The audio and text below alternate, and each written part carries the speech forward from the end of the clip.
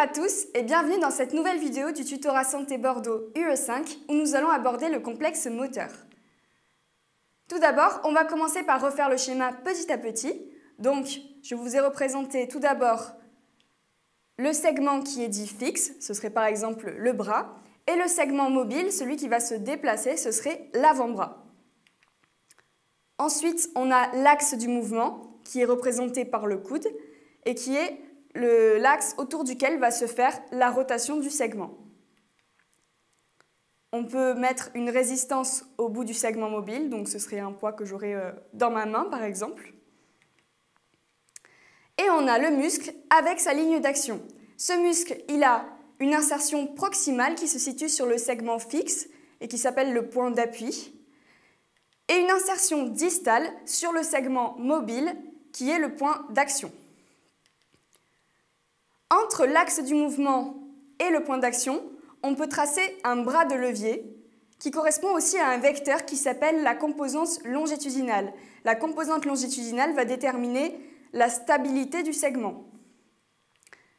Perpendiculairement à cette composante longitudinale se trouve la composante rotationnelle. Donc elle va plutôt déterminer la capacité du muscle à faire tourner le segment avec une grande amplitude.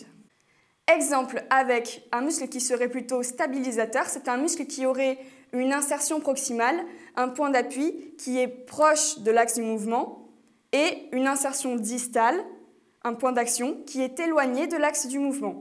Donc ça veut dire qu'il sera plutôt horizontal, il aura une très grande composante longitudinale, mais en contrepartie, il aura une petite composante rotationnelle. Donc quand il va se contracter, notre muscle ne va pas faire une très grande rotation, c'est plutôt un muscle qui va servir à stabiliser le segment mobile. Autre exemple, donc l'inverse avec un muscle qui sera plutôt dit accélérateur ou dynamique. C'est un muscle qui aura son point d'appui très éloigné de l'axe du mouvement et son point d'action très proche de l'axe du mouvement. Donc celui-là, il aura une toute petite composante longitudinale, un très petit écart entre son axe du mouvement et son point d'action, mais il aura une grande composante rotationnelle. Donc quand ce muscle va se contracter, il va faire que notre segment va avoir une très grande rotation. C'est donc un muscle dit accélérateur ou dynamique. Exemple 1, avec le biceps brachial. Alors ce biceps brachial, il a donc son axe du mouvement au niveau du coude, son point d'appui qui est très éloigné de l'axe de rotation, et son point d'action, son insertion distale, très proche de l'axe. Ça veut dire qu'il a un petit bras de levier, une petite composante longitudinale et une très grande composante rotationnelle.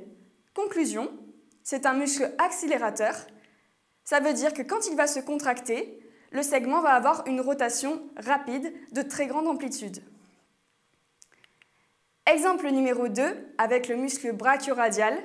C'est un muscle qui, lui, par contre, aura un point d'appui qui est très proche de l'axe et une insertion distale, un point d'action qui sera éloigné de l'axe. Ça veut dire que lui, il aura un très très grand bras de levier. D'ailleurs, c'est un muscle qui est très très horizontal. Il aura une grande composante longitudinale, mais une très faible composante rotationnelle. Ce sera donc un muscle qui ne servira pas à faire tourner le segment, mais plutôt à le stabiliser. C'est un muscle stabilisateur ou shunt muscle. Merci beaucoup d'avoir regardé cette vidéo. On se retrouve bientôt avec de nouvelles vidéos. N'hésitez pas à donner des idées en commentaire si vous en avez besoin.